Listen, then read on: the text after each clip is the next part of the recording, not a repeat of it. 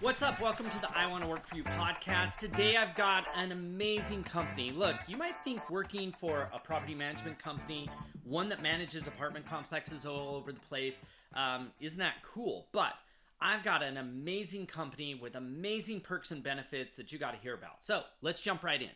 All right, welcome back to the I Want to Work For You podcast. Today I've got an amazing guest, Kim Baker from RealSource Properties. I talked to her a few weeks ago, kind of heard some cool stuff about their culture and some interesting perks and benefits. And so I'll be honest, I've been excited to talk to Kim for a while now. So welcome, Kim. Yeah, thank you. It's great to be here. So maybe just to kick things off, give us a little elevator pitch of exactly what you guys are all about, what you do, where your properties are at. Sure. So RealSource Properties was established in 1989, and we own and manage apartments throughout the U.S. So currently we are in North Carolina, Greater Atlanta area, Texas, Colorado, Kentucky, Ohio, and we have a new property getting ready to go online down near Las Vegas. And we are looking at building some additional properties in Colorado and Florida right now. That's And so, amazing. So when you measure the size of something like that, it's by doors, is that right? yes, so we have right about 10,000 doors. Very cool. And how many employees do you have? So we're running right about 150. We have about 110 at our actual properties running our apartments. And then we have about 40 corporate staff that help support them. I think it's interesting. I mean, all of us at some point lived in an apartment, I would assume. Whether you went to college and lived in an apartment or after college and you rented an apartment, I think it's always interesting. We don't think about that there's also employees of those apartments that are kind of I guess if you need something, then maintenance is coming by, right? But we just don't think Right. about it all the time as like an employer or a place to work. So yeah, RealSource is a great employer. So first off, got to brag just a little bit. Last December, I went down and represented our company, and we won #1 best places to work. So we give all of that credit back to our team. You know, they filled out the surveys and they put us there. The year before, we won second place, and so we improved last year. That was awesome.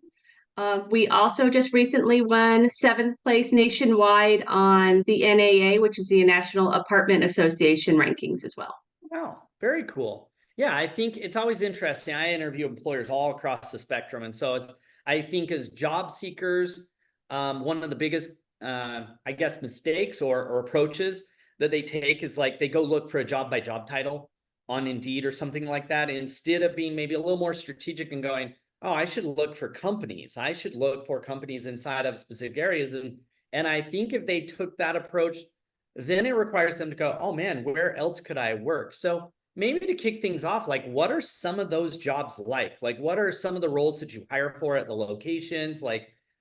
Clearly maintenance is one of them, I'm sure, but what else do you have? So we also have community managers, we have leasing consultants, we have our maintenance technicians, our maintenance supervisors. Depending on the size of the property, there could be a groundskeeper or a housekeeper. And then, of course, we have all of our great, amazing support staff. So, you know, we have our accountants, we have our HR staff, we have our acquisition staff, we have, you know, our regional staff that help support all of our great people at our sites. So you guys have been around for a while, I believe. How old's the business? Kind of what's the origin story? Sure. So we started in 1989, and we actually started out as a company that helped private people learn how to run their organizations. So we started out with, you know, the small owner who maybe owns, you know, a duplex or a fourplex, and help them learn how to set it up. How do you collect those rents? How do you get people to move in?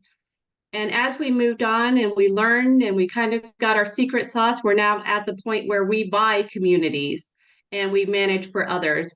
And we just barely finished building a brand new community outside of Las Vegas. We have 3 other pieces of land that we are getting ready to develop, and we are so excited to keep growing and expanding. And of course, That's always looking for that next place to buy. So that's an interesting progression from we're helping people run their own to we're running them ourselves. how has that influenced like as far as company culture and company approach to business? So the great thing is we, whenever possible, try to promote from within.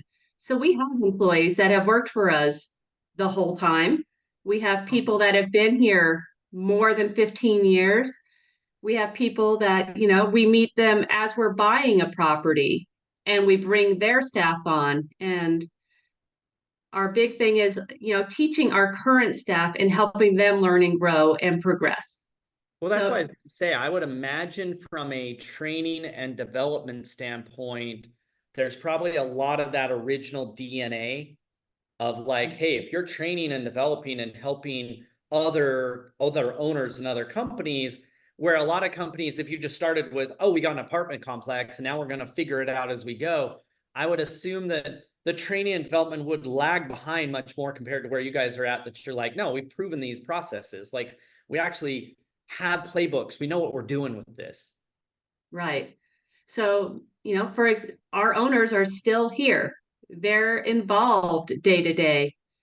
I report to our COO, I report to our senior vice president of property management, and they've been here since the beginning. They're great people. They're so approachable.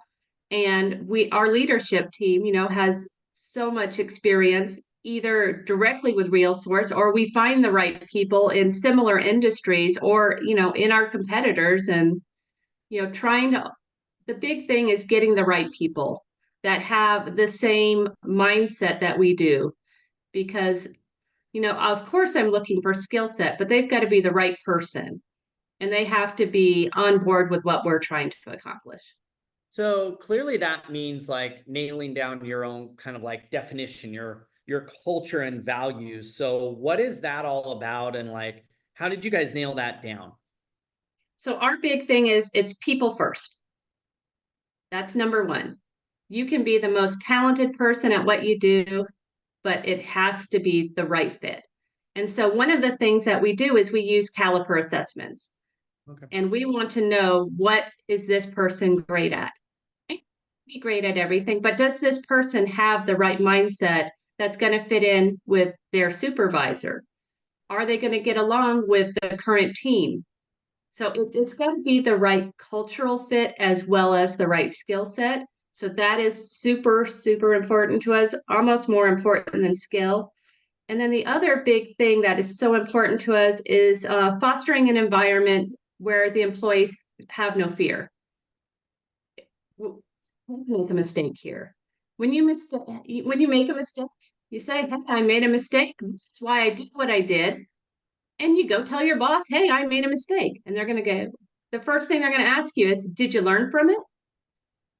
You Right. know, why did you do what you did? Because there was probably a really valid reason why you did it the way you did it. And so it's super important for us, for our employees, not to fear us. We're a team. I'm not out to fire people. It's not one of my favorite things to do. So, it's really important where we're creating a strong team where our team members know that when corporate comes to visit, we're not necessarily there to fire somebody. We want to go out, we want to visit you, we want to see how you're doing, we want to create those relationships. And a lot of companies, oh, corporate showed up, oh, life is, they're out to get us, but that's not who we are here. Right. The owners of our companies will visit the properties. So the caliper assessment, I'm guessing you also use that from like not just for hiring, like also for coaching and for that next job as far as kind of promoting from within, Exactly. right? Yeah, Exactly. I think as a job seeker, a lot of times we're kind of like outside looking in and we can't really see what's going on. And so like when you use, say, an assessment or something along those lines, it can feel like, oh, they're taking the person out of it, or oh, like they're adding something, I'm super skilled and I know how to do this job, and this thing is judging me in some way. I mean, clearly I come from kind of the same background you do. We scaled to like almost 300 employees. Every single person before we interviewed took some type of an assessment, um, uh, so that we could figure out how well they fit, exactly what you said, not could they do the job, because whether they had their skills and their experience and that stuff might give us some indication of like they've done it before, but how would they do the job and how would they interrelate with the team and the manager? And most importantly, like, how likely were they to be successful, or where would we have to work to solve for or to help assist them to become successful? Right. Yeah, we find it super helpful. So as an example, I had narrowed down when I hired my last assistant down to two people, both very, very well qualified. And, I sent them through the caliper assessment and I got those results back and I compared it to mine, so I'm, very strong on being detail oriented and working in payroll and HR, super important. But I got one of them back and they are not detail oriented. And so they were not selected for the position. So it helps with things like that. It helps when we're getting scores back on their ego strength. So it helps us as supervisors know how to best relate to that employee. Do we need to take a softer approach when we're talking to them? Can they handle constructive criticism? How do we need to focus that conversation so that it will be best received by the employee? So Yeah, and we use those so much and love them.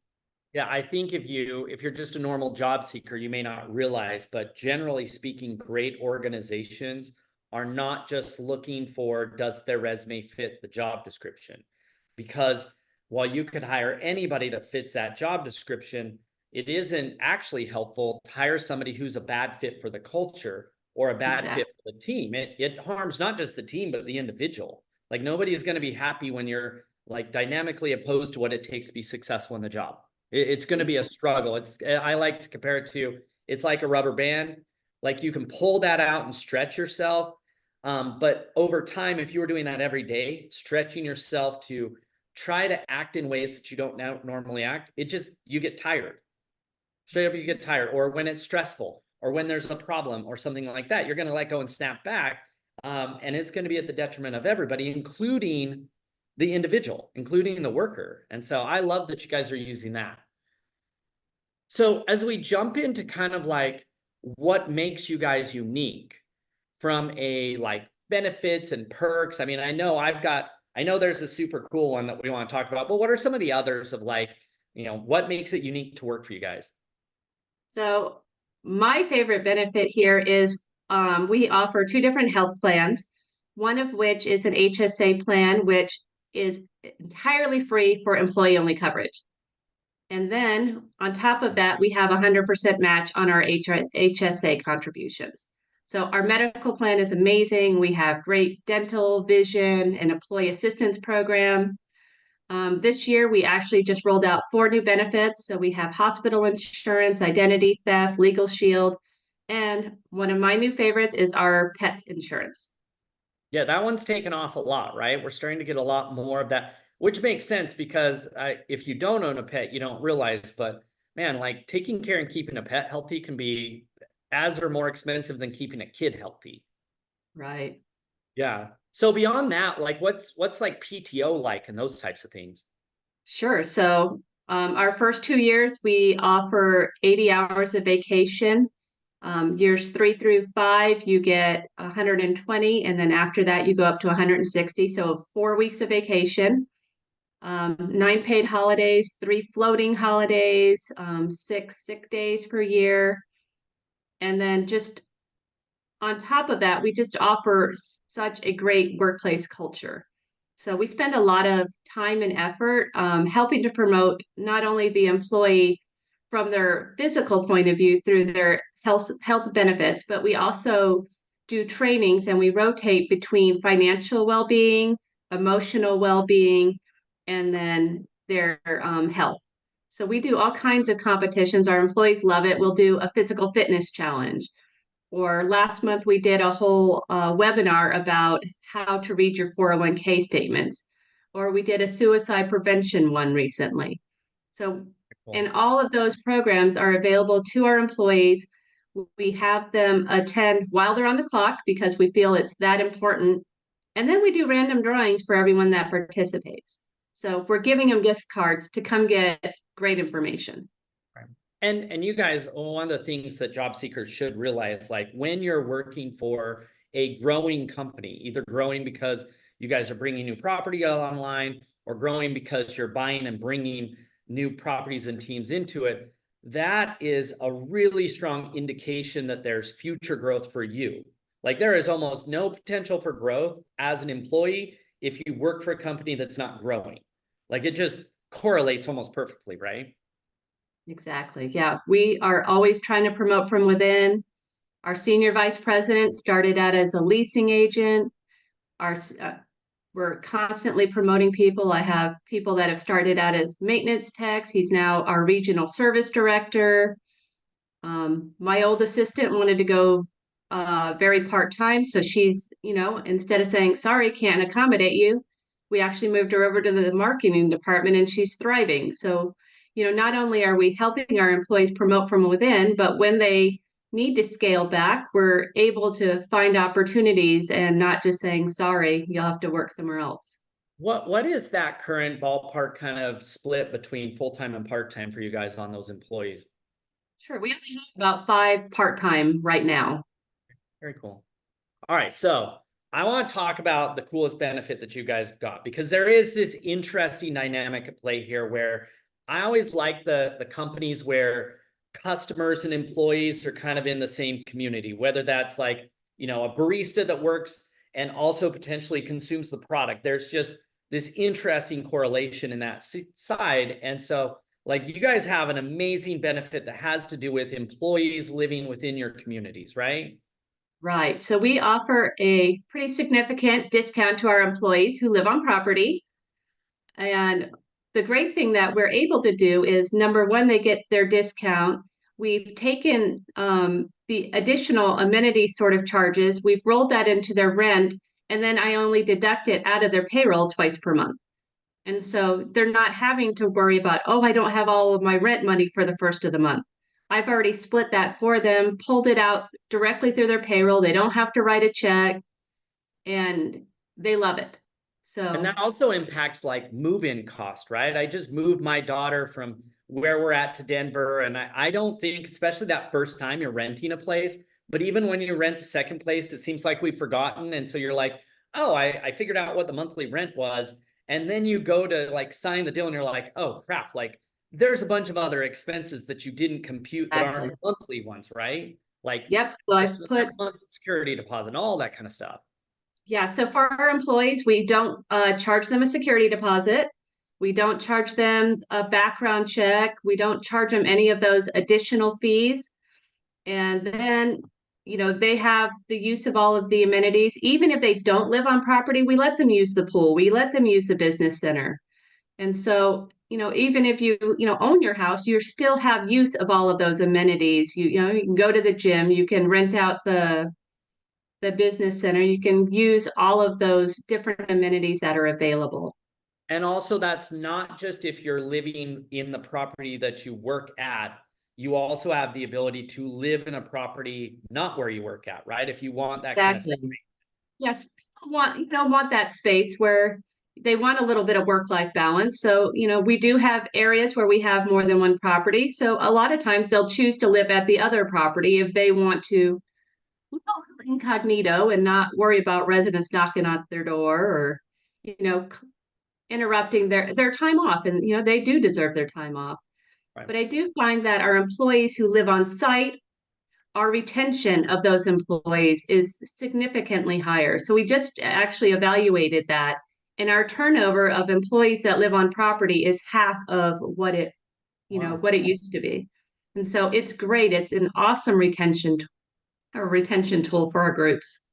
Well, I would imagine also like their performance as well as the engagement of the community members is probably higher as well, just because there's something I always find it interesting when you say, visit a restaurant and you ask for suggestions and the waiter or waitress is like, oh, I don't eat here. And you're like, all right, like that's kind of messed up. Like, and so Mhm. that same idea of like, no, like I live around here from a renter standpoint, should see that as a huge benefit of like, wait a second, their employees experience the same situations that we experience. And from the employee standpoint of like, oh no, I know what they're talking about. I know exactly what the situation's about. That I would imagine overall in the kind of grand, like ecosystem that is your renters and your employees, that there's a huge synergy there, right? Exactly. Yeah, they take pride in where they live. They know what's going on. They work for us and they have chosen to live there as well. It's a great opportunity for them to, number one, save a whole lot of money on gas, not driving back and forth. That commute to work is awesome. It's that 2-minute walk from your unit up to the office or to the maintenance building. You're able to go home during lunch and take your little Fido for a walk. It's great. So they love it. I think there's a lot as a job seeker who looks at, say, working for you guys or applying for you guys versus somewhere else. These are a lot of like intangible benefits that they're going to have to really kind of not just price out to compare pay versus pay, but also really think about, like you just said, like, the not just the cost to commute, because you have the cost part that you can look at, oh, it's going to save me on gas. That's a tangible thing. But the like mental bandwidth of commute, like, oh, I'm going to spend 20 minutes off the clock to get to work. And there's something about like whether you have a pet or whether you have kids, this like idea of proximity, like, oh, I'm close to where problems may occur at home that I can solve for, that mentally, even if you never have any problems, creates this kind of like, hey, like I can check that off my list. I know I have access. So therefore, like I can just focus on work today. Yep. You can look out and see your kid got off the bus and they walked home. Your kid is safe. If your kid's at home and they need a snack or they cut their finger, they do something stupid, you can be there in 2 minutes to help them with whatever they need. And so you have that peace of mind, not worrying, oh, is my kid a latchkey kid? Did they make it home from school? You know that your kids are safe. And, Yeah, and that's a great benefit. yeah, I would imagine now. So from a recruiting standpoint as well, I would assume that you both, recruit people who then say, oh man, that would be cool for me to move into the complex, as well as I live in the complex. Hey, I didn't know that you guys had jobs. This is great. I would imagine those are probably two fairly powerful areas that you guys recruit, right? Right. So I was actually at our Colorado property earlier this week, and we had a vacancy for a groundskeeper, and one of the residents came in and said, "Oh man, I just lost my job." And I was like, "Well, that's horrible." I was like, "Did you know we're hiring?" And I interviewed him later that day. He was a great fit, and he'll be starting in the next couple days. So, he's already a resident. We already know, he's got a good track record. He's been paying his rent. We, of course, did our due diligence and reviewed his references like that, like you should for anybody. But yeah, he's going to be a great employee and he's happy and he's going to get his rent discount and it worked out great. Yeah, I think there's we call it like a virtuous cycle. I think that idea again between your team and your like the people you serve on both sides, I would imagine that this benefit and there's tons of other parts about your culture and the way that you manage your communities and all that stuff that I know you guys have amazing stuff on, but this one part kind of connects it, right? You've got the, hey, we've got a great culture and that we really work with our team and we promote from within. And then you've got the, we have great properties and we try to create this amazing place for people to live. But when you connect those together, it creates this kind of cycle of virtue that really kind of powers what makes you guys so successful. Yeah. When you live on site and you work there's really no stronger statement that you can give to a prospective resident. Our employees like it here enough that they choose to live here. And when the residents see them, it's an awesome statement. And when you're able to hire the residents, you just keep creating a great environment where people want to be at.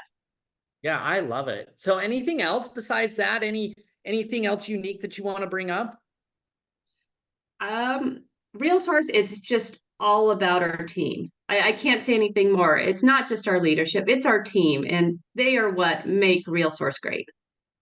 And I think that's where, like, before COVID and through COVID, and especially post COVID, I do think job seekers are much more tuned into, okay, but like, this isn't just a job and it's not just about money. Like, I really need to measure these intangible things. that are like, what's the leadership team like, and how do they lead, and what is the opportunity for growth, and how do they treat their employees and that stuff. And so, yeah, just from my side, like, I've been excited about this podcast for weeks just because of this one thing, because I clearly look for this as one of those, like, hey, this is an unseen or kind of like a hidden gem when it comes to work. When you hear about this and you're like, oh my gosh, this is the type of place I would want to work, or that I would want to create, because there are those intangibles that clearly say, hey, we care about our team, we care about our community we're creating, we care about how they interact with each other. So yeah, I applaud you guys for how you've approached this, because this is exactly kind of nailing it from that aspect of like, do you actually do what you say, right? You say you're a great place to work, and you say you care about your employees, or you say that you create great communities, and you say that you care about the renters. But this is kind of the evidence you look for of like, no, we figured out how to connect these things together. We figured out how to make it a virtuous cycle. We made it so that everybody wins. We as a company win. We as, our employees win, our community members and our renters win. So yeah, I just applaud you guys. You guys have crushed it on this for sure. Great. Well, thank you so much, Kim. This was Wonderful. amazing. Like, one part, I love job seekers looking at this and saying, this is a reason to look at your jobs. We're going to include a link where they can go and see more about your company, where they can see more about the jobs you have open. So we'll make sure that they have all that information. On one part, love that you have this competitive advantage. On the other part, I do hope some more people copy it, just because it's like, we need more of this virtuous concept throughout the economy, both with renters and with job seekers. And so I love everything about this, Kim. Great. Thanks for having us. Oh, no, thank you so much for coming. It was all like, the pleasure was all mine. So thanks a ton, Kim. So that's a wrap. Thanks for listening to today's episode of our podcast. So I told you if you stuck around to the end, I would give you some ideas of, what we're all about and how I can help you. So number one, if you want to get job alerts from Refer, go over to Refer.io. Refer.io, and sign up for job alerts. You'll receive our newsletter, you'll receive job alerts, career advice, job seeker advice, etc. Number two, we've got some really cool AI tools over there. In fact, an entire studio of AI tools built just for job seekers to help you identify your career path, brainstorm what your options are, figure out how to set up job alerts, rewrite your resume, prepare for interviews, everything, all the way up to the point of helping you actually build your own mentors to help mentor you as a new hire at your new job. So go check out our AI tools. Trust me, you will love them. And along with those tools comes access to our coaching community, where we actually coach you on how to get a better job, how to improve your chances of getting a job, how to do better at your job, and everything in between. Now, lastly, if you're an employer and you say, hey, we're a great place to work, but we don't get enough applicants, our employees love working for us, but for whatever reason, we don't get that many qualified people. They're not that excited. Most likely, you just are not very good at communicating why you're a great place to work out into the world via your job ads, via job boards. You may not be that great at getting your employees to amplify that message out there. And we're here to help. So if you want some help, if you want to be on our podcast, I would love to interview you. I'd love to show you what I would do if I was you to amplify your employer brand out there into the job seeker market. So shoot me an email, ryank@refer.io. You'll see it on the screen, and we'd love to chat. Otherwise, we'll catch you next time.